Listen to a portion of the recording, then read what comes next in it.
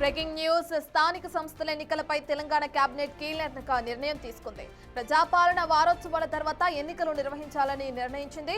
December 1 నుంచి 9వ తేదీ వరకు ప్రజాపాలన వారోత్సవాలు నిర్వహించనున్నారు. ఈ వేడుకల్లో రేవంత్ ప్రభుత్వం అమలు చేస్తున్న అభివృద్ధి సంక్షేమ కార్యక్రమాలను ప్రజల్లోకి తీసుకెళ్లనున్నారు. ఇక ప్రజాపాలన వారోత్సవాల తర్వాత ఎప్పుడైనా ఎన్నికలు నిర్వహించే అవకాశం ఉంది. ఇక అదే విధంగా గిగ్ వర్కర్ల బిల్లుకి తెలంగాణ మంత్రివర్గం ఆమోదం తెలిపింది. గిగ్ ప్లాట్ఫారం వర్కర్లకు లీగల్ గుర్తింపు ఇవ్వాలని నిర్ణయించింది.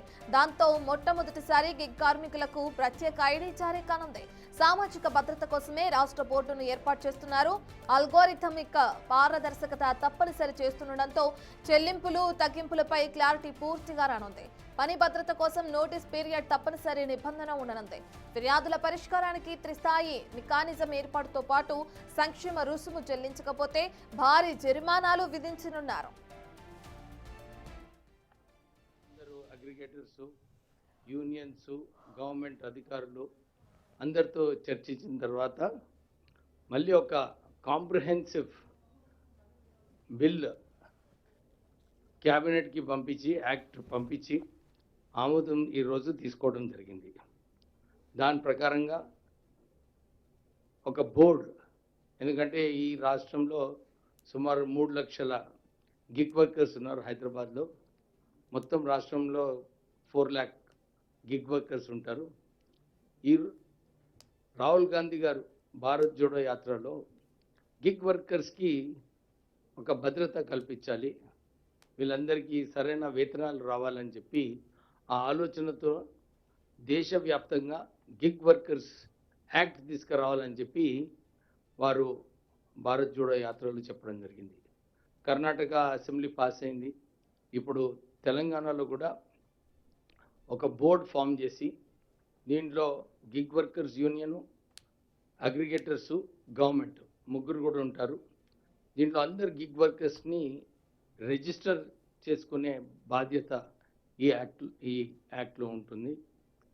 దీని ప్రకారంగా ఎవరైతే గిగ్ వర్కర్స్ ఉన్నారో వాళ్ళందరూ కూడా రిజిస్టర్ చేసుకోవాలి. త్వరలోనే అసెంబ్లీలో ప్రపోజ్ చేసి యాక్ట్ బిల్ పాస్ అయిన తర్వాత గిగ్ వర్కర్స్కి న్యాయం జరిగేలాగా మేము ప్రయత్నం చేస్తున్నాం. మరోవైపు సౌదీ అరేబియాలో జరిగిన రోడ్డు ప్రమాదంలో మృతి చెందిన వారి కుటుంబాలకు 5 లక్షల పరిహారం చెల్లించాలని కేబినెట్ నిర్ణయించింది. మంత్రి అసారుద్దీన్ ఎంఐఎం ఎమ్మెల్యే మైనారిటీ విభాగానికి చెందిన ఓ అధికారితో కూడిన ప్రభుత్వ ప్రతినిధి బృందాన్ని వెంటనే సౌదీకి పంపించాలని సూచించింది. చనిపోయిన వారి మృతదేహాలకు మత సాంప్రదాయం ప్రకారం అక్కడే అంత్యక్రియలు నిర్వహించాలని నిర్ణయించింది.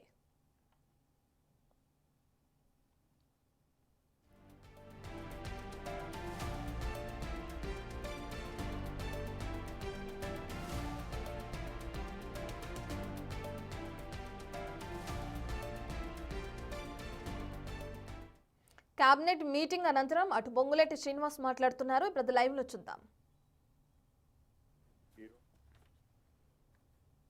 గౌరవ ముఖ్యమంత్రి రేవంత్ రెడ్డి గారి ఆధ్వర్యంలో సుదీర్ఘంగా అనేక పలు అంశాల మీద చర్చించి నిర్ణయాలు తీసుకోవడం జరిగింది.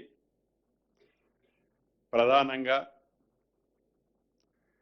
తెలంగాణ రాష్ట్రం ఏర్పడిన తర్వాత సాధించుకున్న తెలంగాణ రాష్ట్రానికి ఆనాటి 10 సంవత్సరాలలో తెలంగాణ సాంగ్ను కూడా లేకపోతే రాష్ట్ర సాంగ్గా ఎవరైతే అందశ్రీ గారు జయ జయ హే తెలంగాణ సాంగ్ని రచించటమే కాకుండా తెలంగాణ రాష్ట్ర జాతీయ గీతంగా దాన్ని అనౌన్స్ చేసుకొని కొద్ది నెలల్లోనే వారి మధ్య అకస్మాత్తుగా మన మధ్య నుంచి దూరంగా కానరాని లోకానికి వెళ్ళటం జరిగింది. ఆ కుటుంబానికి ఈ రాష్ట్ర ప్రభుత్వం, రాష్ట్ర ప్రజలు రుణపడి ఉన్నారు. ఆ రుణాన్ని ఉడతా భక్తిగా తీర్చుకోవాలి అని ఈరోజు కేబినెట్లో వారి కుమారుడు దత్తసాయి గారికి డిగ్రీ కాలేజ్ అసిస్టెంట్ ప్రొఫెసర్గా రాష్ట్ర కేబినెట్ ఉద్యోగాన్ని ఆమోదించటం జరిగింది. అదే రకంగా ఎక్కడైతే అందశ్రీ గారి అంతిమంగా ఏర్పాటు చేసిన ఆ ప్రదేశాన్ని ఒక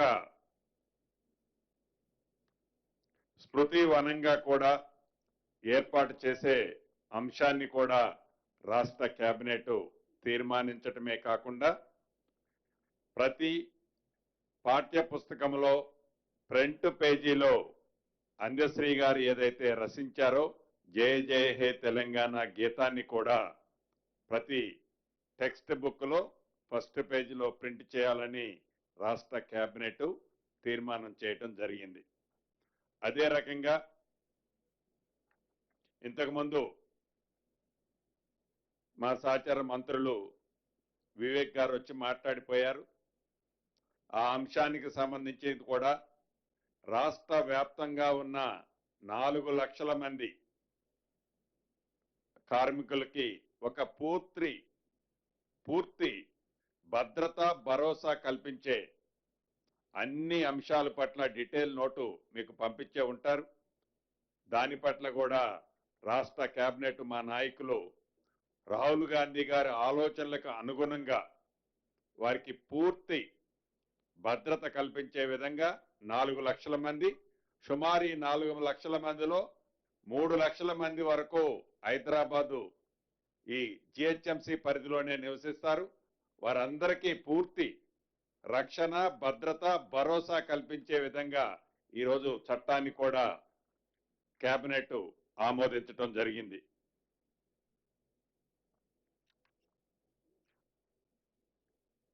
ఇక ప్రధానంగా కొన్ని నెలల నుంచి ఏదైతే కాంగ్రెస్ పార్టీ మా నాయకులు రాహుల్ గాంధీ గారి ఆలోచనలకు అనుగుణంగా బీసీలకి బీసీ కుటుంబ సభ్యులందరికీ స్థానిక సంస్థలలో 42% రిజర్వేషన్ కల్పించి ఎన్నికలకు పోవాలని రాష్ట్ర కేబినెట్ అప్రూవ్ చేసి అసెంబ్లీలో పాస్ చేసుకొని బిల్లుని అది గవర్నర్ గారికి పంపితే అది గవర్నర్ గారి దగ్గరే హోల్డ్ అయింది. అయినా కూడా ఆర్డినెన్స్ తీసుకొచ్చి ఆర్డినెన్స్ ప్రకారం ఎలక్షన్కి పోయినప్పుడు కొంతమంది ఛాలెంజ్ చేసిన దాని ప్రకారం రాష్ట్ర హైకోర్టు దాన్ని స్టే విధించడం జరిగింది. స్టే విధించిన తర్వాత మళ్ళీ సుప్రీంకోర్టుకి ప్రభుత్వం అప్రోచ్ అవటం, ఆ కేసు సుప్రీంకోర్టులో డిస్మిస్ అయిన సంగతి కూడా మీ అందరికీ తెలిసిందే. చిత్తశుద్ధితో ఈ ప్రభుత్వం బీసీలకి 42% రిజర్వేషన్ కల్పించాలని శత విధాల ప్రయత్నం చేసిన కేంద్ర ప్రభుత్వ సహకారం లేని కారణంగా కేంద్ర ప్రభుత్వంలో ఇక్కడ నుంచి ఏదైతే రికమెండ్ చేసిన ఫైలు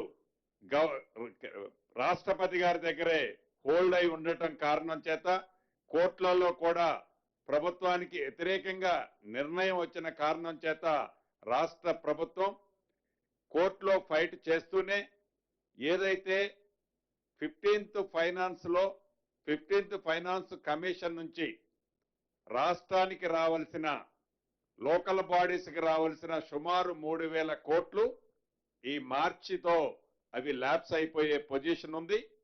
దాన్ని దృష్టిలో పెట్టుకొని పార్టీ పరంగా బీసీ సోదరులకి 42% రిజర్వేషన్లో సీట్లు అలాట్ చేస్తూ మొదట గ్రామ పంచాయతీ ఎన్నికలు నిర్వహించాలని ఈరోజు కేబినెట్ నిర్ణయించడం జరిగింది.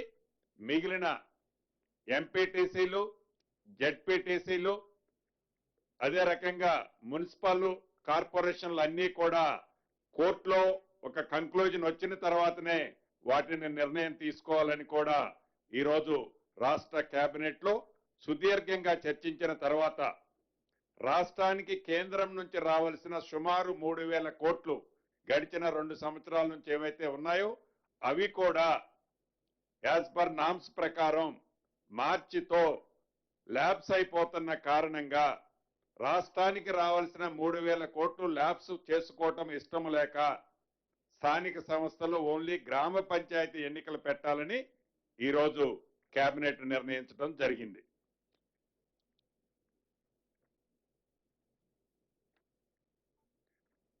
అదే రకంగా ఎస్ఆర్ఎస్పి స్టేజ్ 2 మెయిన్ కెనాల్ కి రామిరెడ్డి దామోదర్ రెడ్డి గారి పేరును కూడా గతంలోనే గౌరవ ముఖ్యమంత్రి గారు స్థానిక ప్రజల కోరిక మేరకు ఆ జిల్లా ప్రజాప్రతినిధుల కోరిక మేరకు ఏదైతే అభ్యర్థించారో ఆ అభ్యర్థిని అక్కడ స్టేజీ మీద అనౌన్స్ చేశారు. దాన్ని ఈరోజు రాష్ట్ర కేబినెట్ కూడా ఆమోదించడం జరిగింది. అదే రకంగా ఏదైతే ఔటర్ రింగ్ రోడ్డుకి ఓఆర్ఆర్ కి ఇన్నర్ సైడ్ ఉన్న ఏవైతే ఇండస్ట్రీస్ ఉండి ఆ ఇండస్ట్రీలు వివిధ కారణాల చేత షట్ డౌన్ ఉండి ఇండస్ట్రీస్ ఉండొద్దు అని కొన్ని నియమ నిబంధనలు outer ring road inner side industries ఉండొద్దని నియమ నిబంధనలు ఉన్నాయి. వాళ్ళని రీప్లేస్ చేయాలని గతంలోనే వాళ్ళకి నోటీసులు ఇవ్వటం జరిగింది. ఏవైతే industries lands outer ring road లోపల ఉన్నాయో వాటిని మినీ యూజ్ జోన్లుగా వాటిని చేయాలని ఆ చేసే దాంట్లో కూడా ఆ ప్లాట్ ఉన్న ఫ్రంట్ నున్న రోడ్డు విడ్త్ను బట్టి దానికి రాష్ట్ర ప్రభుత్వానికి కొంత ఫీజు కట్టే అంశాన్ని కూడా ఈ రోజు కేబినెట్ ఆమోదించడం జరిగింది.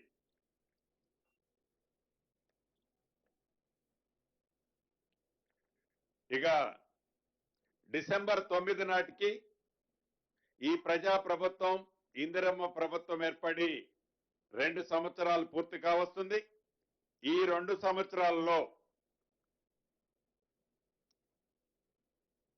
పేదవాళ్ల కోసం సంక్షేమ కార్యక్రమాలతో పాటు రాష్ట్ర అభివృద్ధితో పాటు హైదరాబాద్ కోర్ ప్రాంతంలో అనేక అభివృద్ధి కార్యక్రమాలు ఏవైతే చేపట్టామో వీటన్నిటితో పాటు ఇండస్ట్రీల పాలసీని గతంలోనే అనౌన్స్ చేశాం.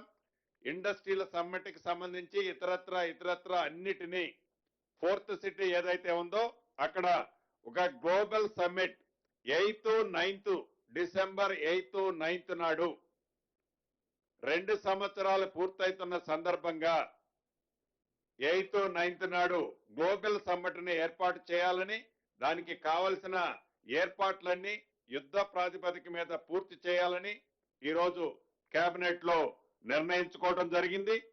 అదే రకంగా డిసెంబర్ 9 నాడు తెలంగాణ రేజింగ్ 2047 విజన్ డాక్యుమెంట్ ని కూడా ఆవిష్కరించాలని రాష్ట్ర కేబినెట్ ఈరోజు కేబినెట్ లో నిర్ణయం తీసుకోవడం జరిగింది. ఇక దురదృష్టకరమైన సంఘటన ఏదైతే తెల్లవారుజామున సౌదీ అరేబియాలో జరిగిందో దానికి సంబంధించింది మా పెద్దన్న షబీర్ అలీ గారిని దాని గురించి మాట్లాడవలసిందిగా కోరుతున్నాను.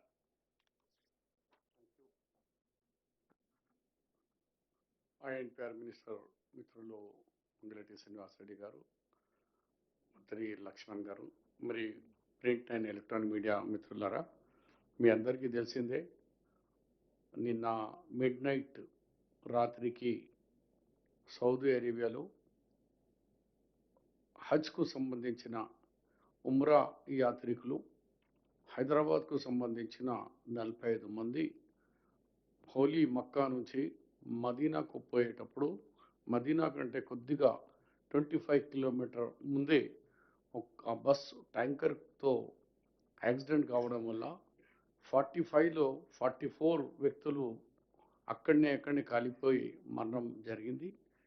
దాన్ని రాష్ట్ర ప్రభుత్వం గౌరవ ముఖ్యమంత్రి గారికి ఫస్ట్ ఈ సంఘటన రాగానే మా అందరి సోకు కూడా తెలిసి తెప్పి చనిపోయిన వాళ్ళ ఇంటికి వెళ్ళి వాళ్ళ అభిప్రాయాలు తెలుసుకొని మరి ఏ విధంగా అంత్యక్రియలు చేయాలో అక్కడ చేసుకుంటారా, ఇక్కడ చేసుకుంటారా, ఎట్లా చేసుకుంటారు, ఆ విషయాలు మీరందరూ వెళ్ళి చేసుకొని వాళ్ళకు కూడా కాల్ ఇవ్వడం, వాళ్ళ కుటుంబ వ్యక్తులతో మాట్లాడిన తర్వాత ఎక్కువ మట్టుకు వాళ్ళందరూ కూడా ఆ పవిత్రమైన స్థలం ఉంది మదీనా కాబట్టి అక్కడిని చేస్తే మాకు బాగుంటుంది అన్నట్టు కూడా చాలామంది అనుకుంటున్నారు.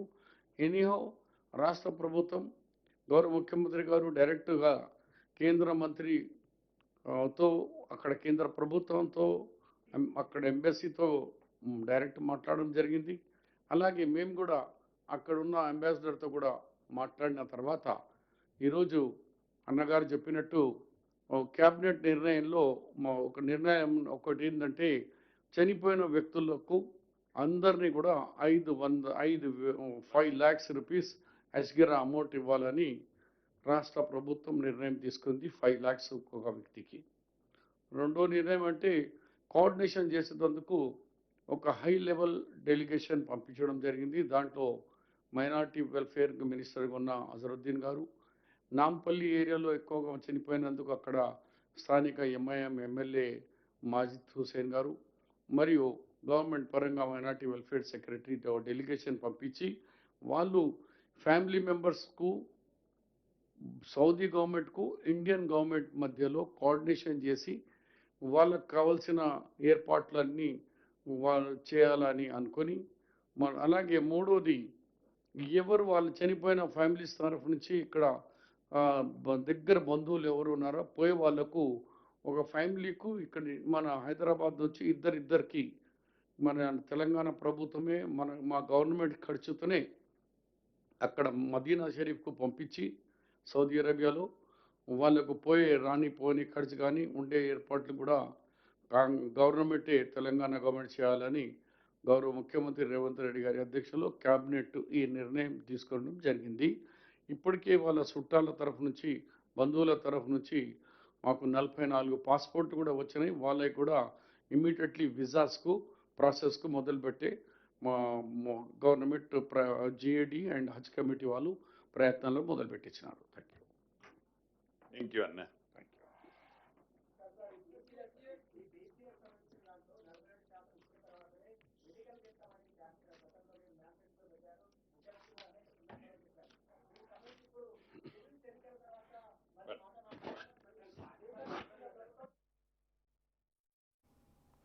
రైట్, ఇక మనం చూస్తున్నాం 6 గంటల పాటు సుదీర్ఘంగా జరిగిన కేబినెట్ మీటింగ్ ముగిసింది. దీని తర్వాత మంత్రులు మనతో మాట్లాడడం కూడా మీడియా సమావేశంలో భాగంగా చూసాం. ఇందులో భాగంగా పొంగులేటి శ్రీనివాస్ మాట్లాడుతూ తెలంగాణ గీతాన్ని అందించిన అందశ్రీ గురించి కూడా కేబినెట్లో పలు కీలక నిర్ణయాలు తీసుకున్నట్లుగా కూడా తెలియజేశారు. అందశ్రీ కుమారుడికి ఉద్యోగానికి ఆమోదం తెలిపినట్టు కేబినెట్ ఈ సందర్భంగా పొంగులేటి శ్రీనివాస్ తెలియజేశారు.